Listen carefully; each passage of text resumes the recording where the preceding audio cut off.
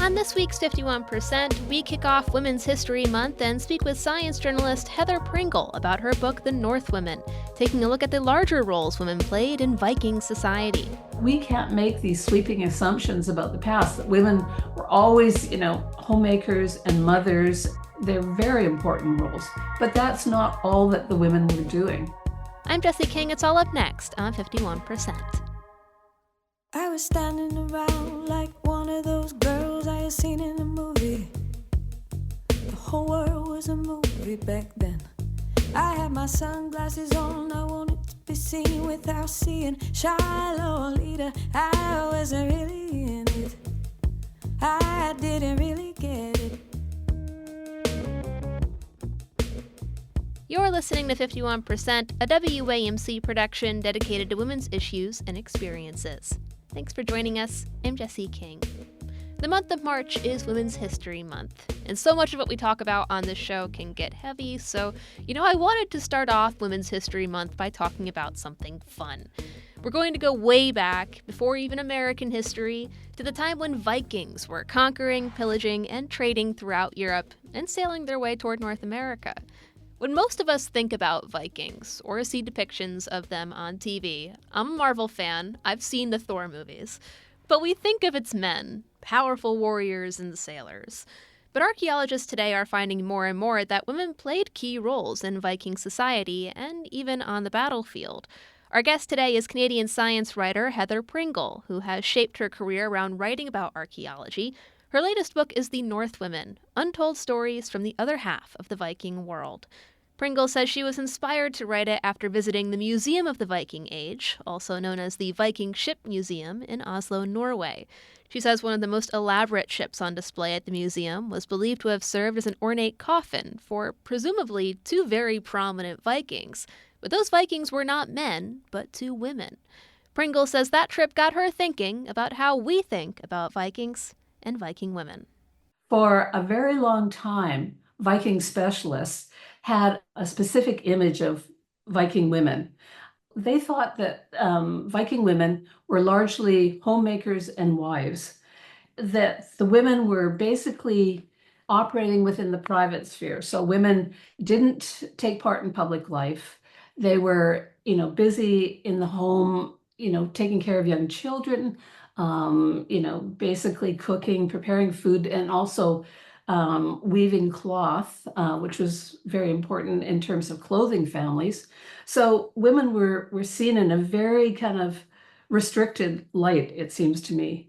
And that was based on sort of these sweeping assumptions that Viking specialists made. They felt that these were gender roles that were universal and timeless, and the Viking women fit into this mold of only operating within the private sphere. Now, they saw men very differently. They saw men as being individuals who were in the public sphere. They were the ones who were, fighting the wars, going off on raiding parties. They were the ones who were ruling politically, feasting in the great halls. And it was all kind of, this was a man's world. And women didn't really have much of any role in that power politics of the time, or in the, the military campaigns and battles.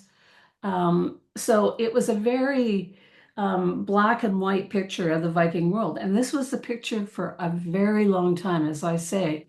And it was only fairly recently, I would say within the last 30 or 40 years, that some Viking specialists, particularly some archaeologists, said, wait a minute, guys, what we're starting to see in our excavations is showing us that women played a range of roles.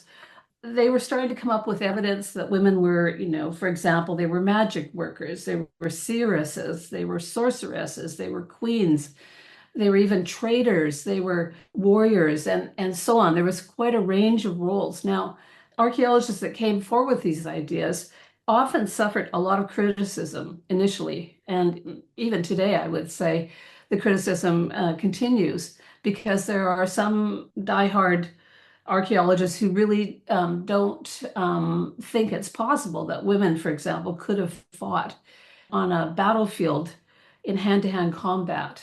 However, there's been some really interesting research coming out of Sweden on a particular burial in a place called Berka. And this burial shows us a very different kind of woman warrior. And if you like, I could talk about that a little bit. Yeah, I'd love to learn more. Okay, well, so in Berka, I should say, is one of these very early towns. It's on a little island just not that far from Stockholm. There was a military garrison there. And there was also, as archaeologists discovered when they started excavating in Berka, there were several large cemeteries there. But there was one cemetery that was quite an elite cemetery that was very close to the military garrison. It was sort of, right up practically against the gate of the military garrison. And during excavations in 1877, a very astute archaeologist, Swedish archaeologist by the name of Hjalmar Stolpe, excavated a grave of a warrior, and the grave was filled with weaponry, Viking weaponry, swords, shields, 2 shields, I think it was.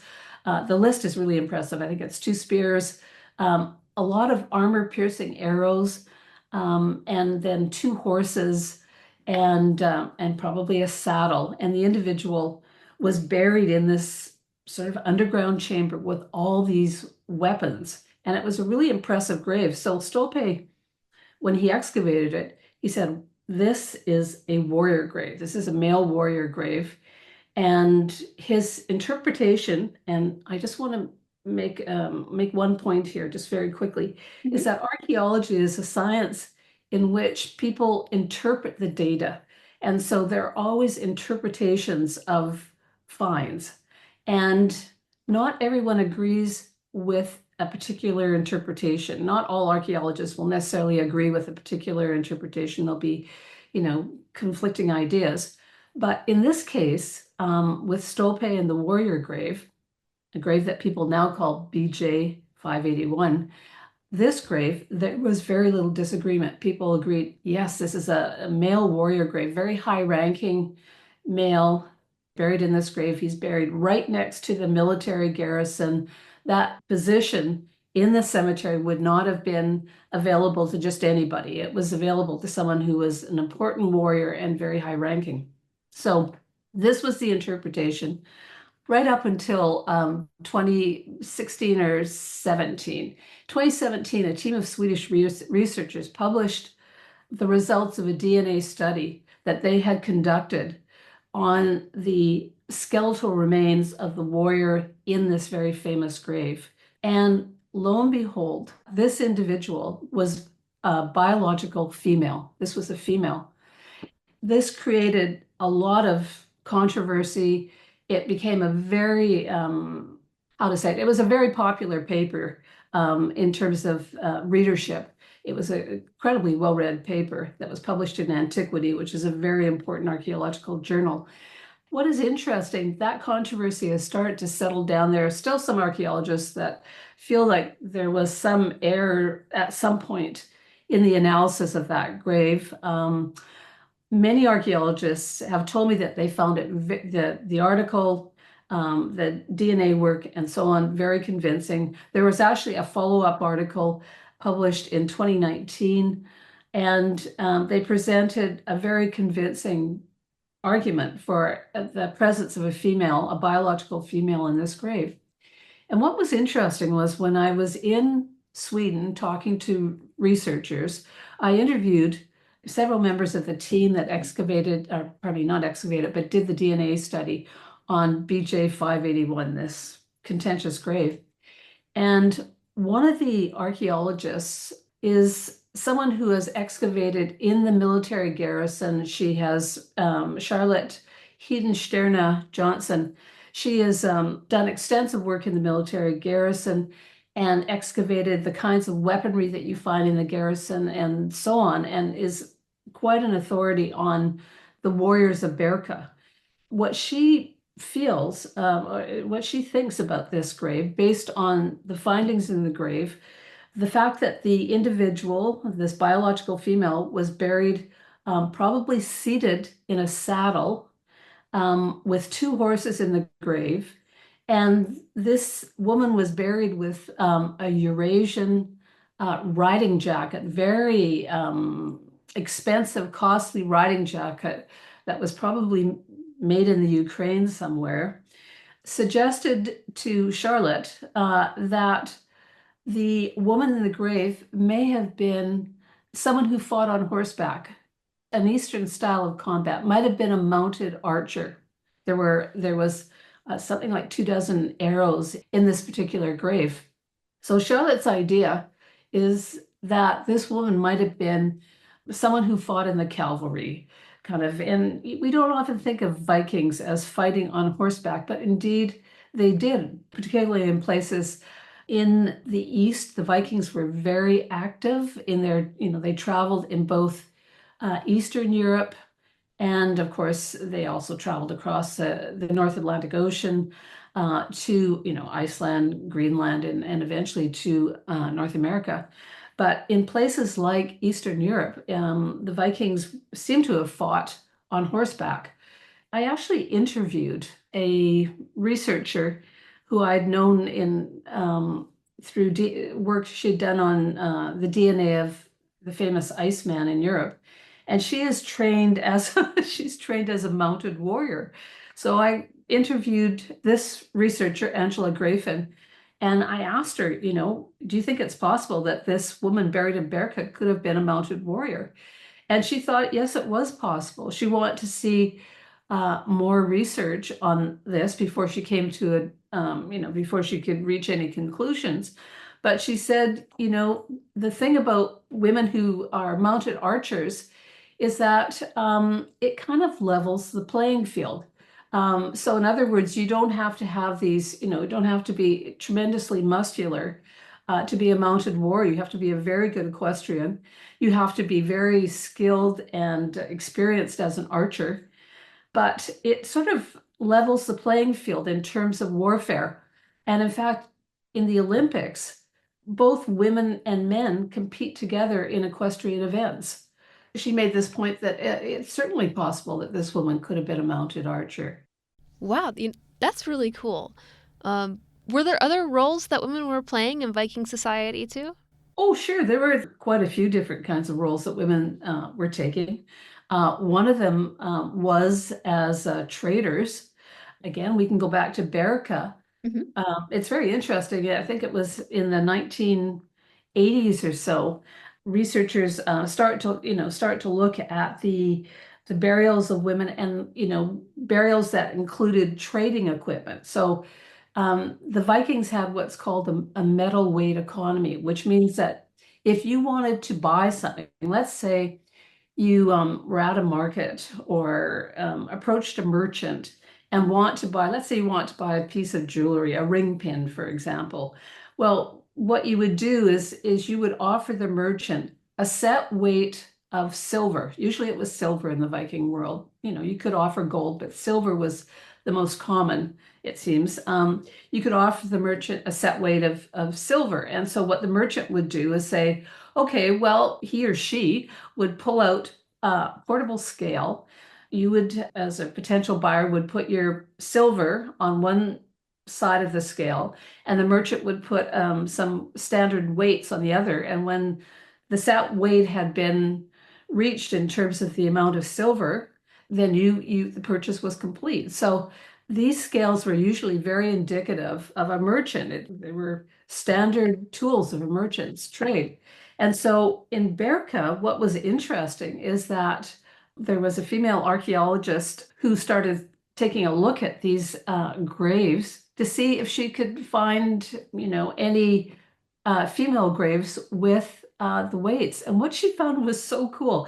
She found, I think it's 32% of the graves that, there was something like 130 graves that contained either portable scales or the weights that were used with the portable scales. And what she found is, I think it was 32% belonged to women, and only 28 belonged to men. Now, that doesn't add up to 100%. The other remaining percentage were graves that couldn't be identified by sex, or were graves that belonged to couples. But of the graves that were single graves that could be identified by sex, there were slightly more female graves than there were male graves. And this is interesting because in the sagas, and these were the old stories, the sagas were part of a very ancient oral tradition in the Viking world. And then when the Viking Age ended, about 100 to 200 years after the Viking Age ended, these stories were actually written down by Christian scholars. So that's how we have the sagas today. And the Christian scholars were mainly in Iceland, but not exclusively so. The thing about the sagas is that they are not 100% historical. There's a lot of mythology that's in them, and there are passages that are clearly very creative and very fictional in these sagas too. So there's always been a big debate about the sagas. I mean, how much of it is actually historical and factual, and how much of it is fictional and comes from the imagination of the storyteller. But coming back to the point about the trading women, there are not, to my knowledge, any stories in the sagas that show us women traders.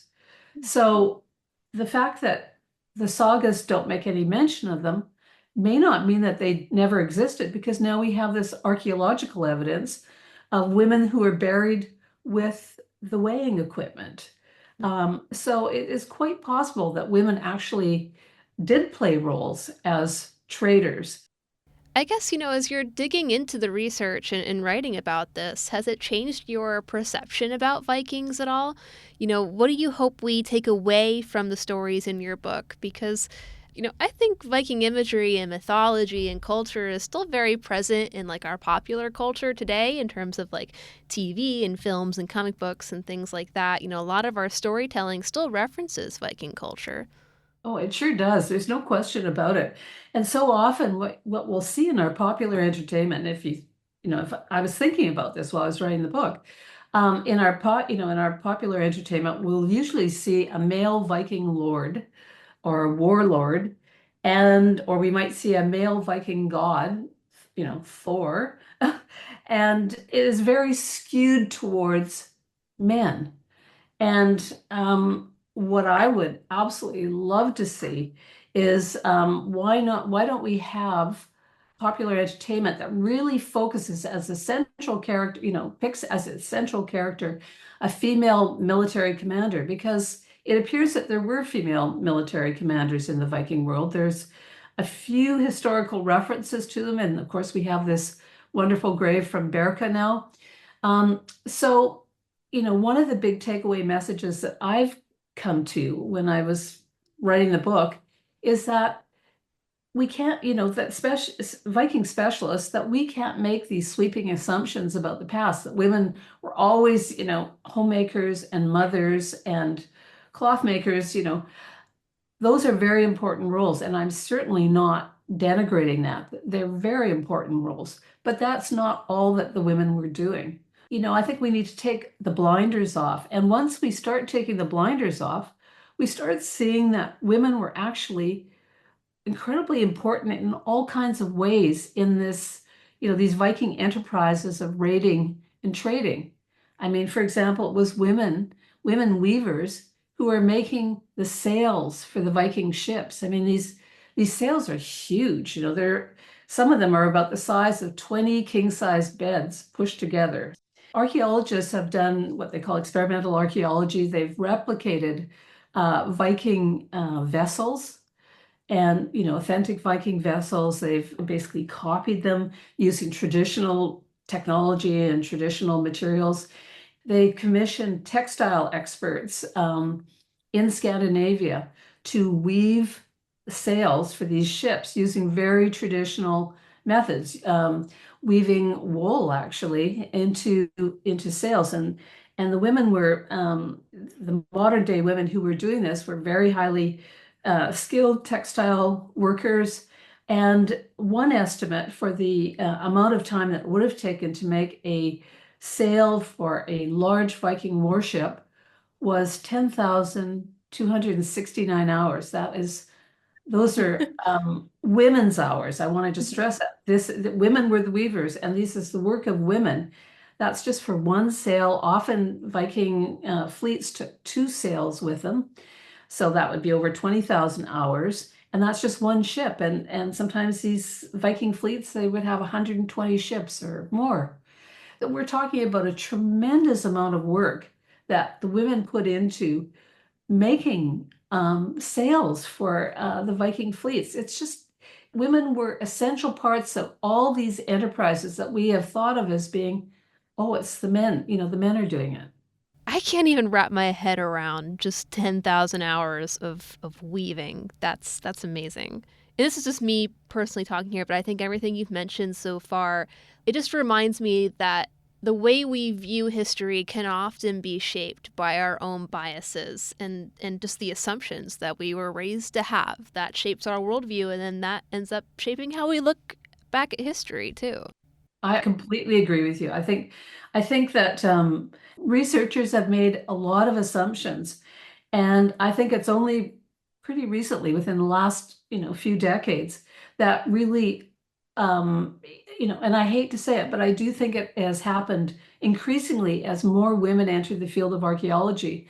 When I first started writing about archaeology, back in the 1980s, I would go to conferences and there would be very few women in the room, and that's certainly not the case today. I mean, increasingly women are playing very important parts in the field of archaeology. And I do think that as women have entered the field, they have started asking questions. They haven't made these assumptions. I do think the increasing presence of women in the field of archaeology has, changed the field for the better. Well, Heather, thanks for coming on. This has been fun. Do you have any other weird Viking facts or stories about Viking women that you'd like to share with us? Oh gosh, there would be quite a few, but I mean, I'll take one Viking woman who is mentioned in historical texts, in the sagas, but also mentioned briefly elsewhere. And this is Gudrid the Wide-Traveled. So Gudrid was born in Iceland in around about 890 AD. Oh, pardon me, a little bit later, 990. She eventually married the brother of Leif Erikson, who is the Viking chieftain who is thought to have been the first person to set foot in North America. So Gudrid married the brother of Leif Erikson. Unfortunately, she was widowed. Her husband died of illness, and she married a merchant, Thorfinn. And she convinced Thorfinn to mount an expedition to North America. And so she and her husband and a small Viking expedition traveled to North America. It is likely that they were present at a base camp that is known today as Lanso Meadows in Newfoundland. Gudrid gave birth to a son in North America, her son Snorri. That was the first European child that was born in North America. Eventually, Gudrid and her husband moved back to Iceland. And after her husband died, Gudrid was a Christian. She was one of the early converts to Christianity. She did a pilgrimage to Italy. And this is as quite an old woman. She did a pilgrimage after she was widowed, and she traveled. She seems to have reached Rome. She may have had an audience with the Pope because she would have been such an unusual pilgrim there. I mean, this woman from Iceland who had actually been to North America, she would have had some amazing stories to tell. Mm-hmm. Anyway, she returned to Iceland, and according to one research, she was probably the most well-traveled woman in the medieval world. And this is a Viking woman. I think that's an amazing story. Heather Pringle is a science journalist specializing in archaeology and the author of The Northwomen, Untold Stories from the Other Half of the Viking World. It's out now through National Geographic. Heather, thanks again for joining us today. Thank you so much for inviting me onto the program.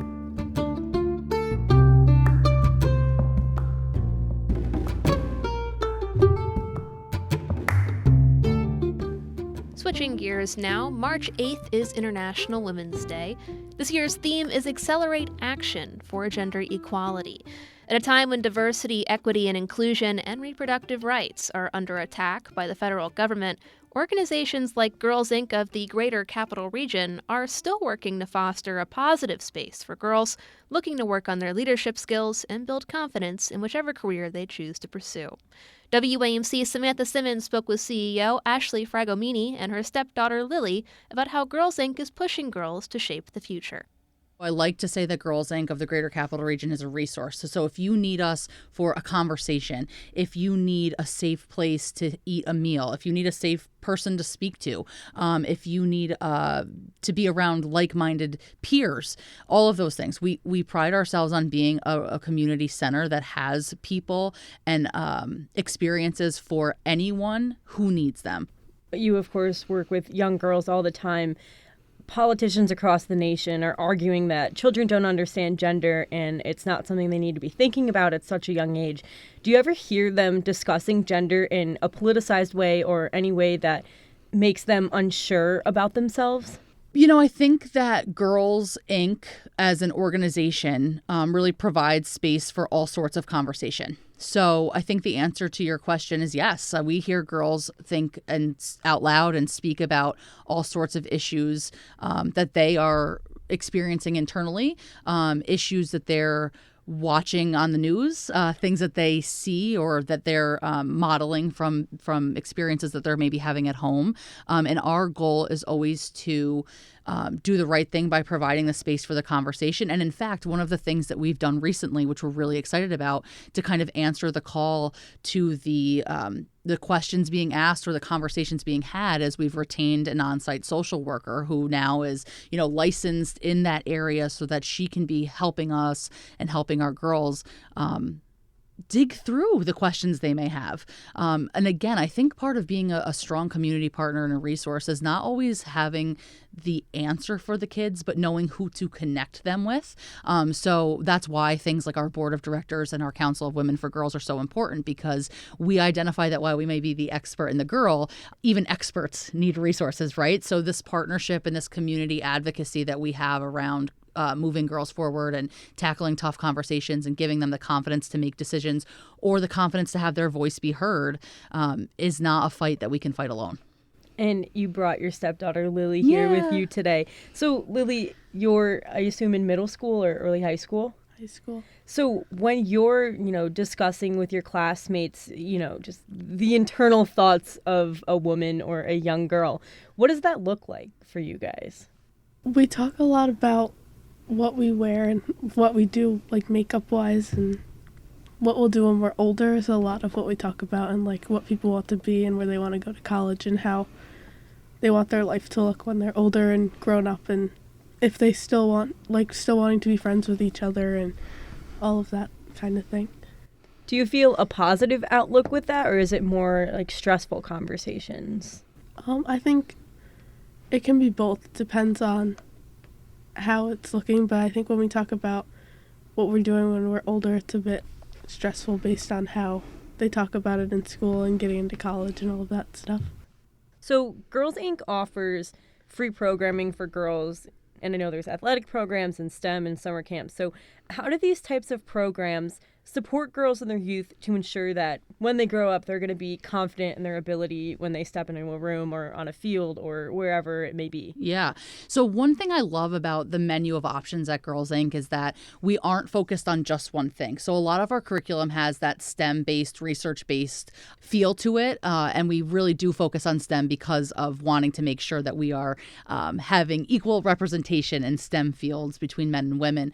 But what the cool thing about the menu of options is that we're making sure girls are trying everything. So if a girl is, wanting to potentially go out for the debate team, we're making sure that we're having conversations with her about what it looks like to be behind that podium and put on a debate and do the research necessary. If a girl is like, I really want to try sports, but I don't I haven't had the opportunity yet, then we're trying out a sport, right? Like we're doing all of these things and giving them a taste of it. And then again, connecting them to our community partners who may be able to give them more of that said thing. But the idea is that when a girl gets to be the age where she has to decide, what do I want to go to college for? Where do I want to go to college? What do I want to be when I get older? She can look back at her experience as a Girls Inc. girl and say, I've had these opportunities, and now I can go ahead and make a really informed decision based on what my life was as a Girls Inc. girl. And to me, that's the best way, again, that we can show up for our girls is like,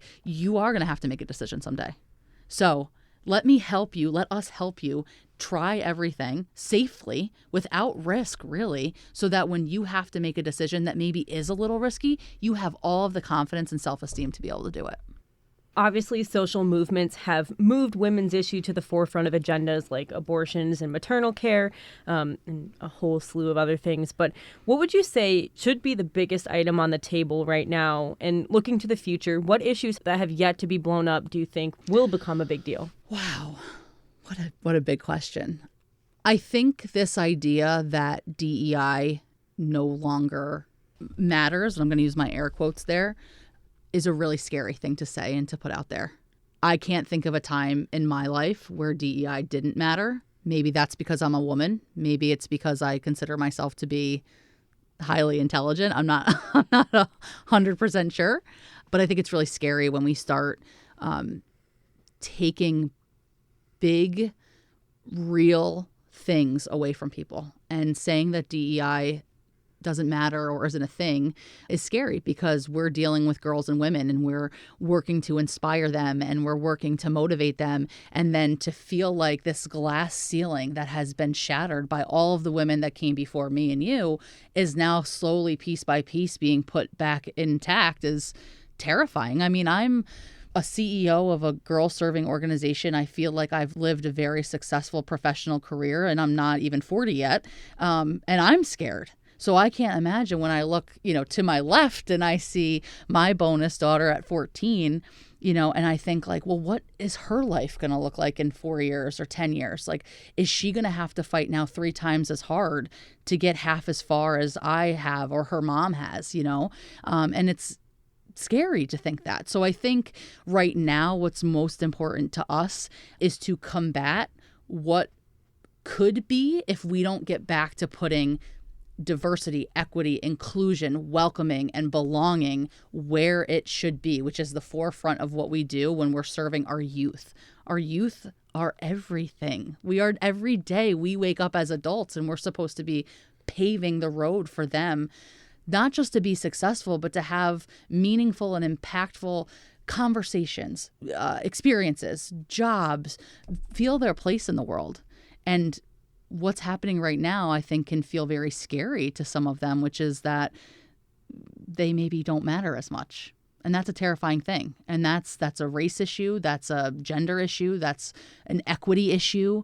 And that's scary. So I think, every day I'm going to wake up like I have since the start of my career in youth development, which is making sure that I do my part in making the world a better, safer place for our youth. And I implore everybody to do the same. That was Ashley Fragomini, CEO of Girls Inc. of the Greater Capital Region, and her stepdaughter Lily speaking with WAMC's Samantha Simmons. Girls Inc. has sites in Albany, Troy, and Schenectady, New York, and their after-school programs serve more than 150 girls daily. You can learn more at girlsinccapitalregion.org.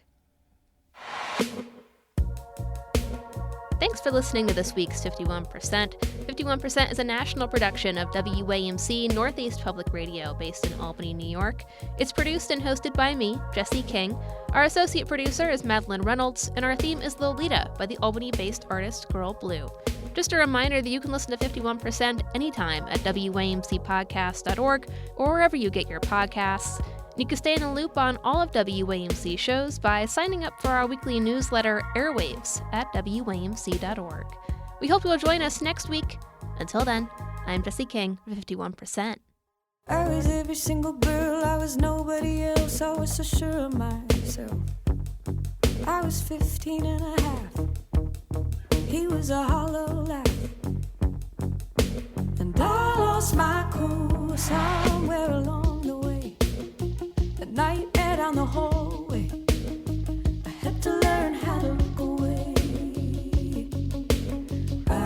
lost my cool.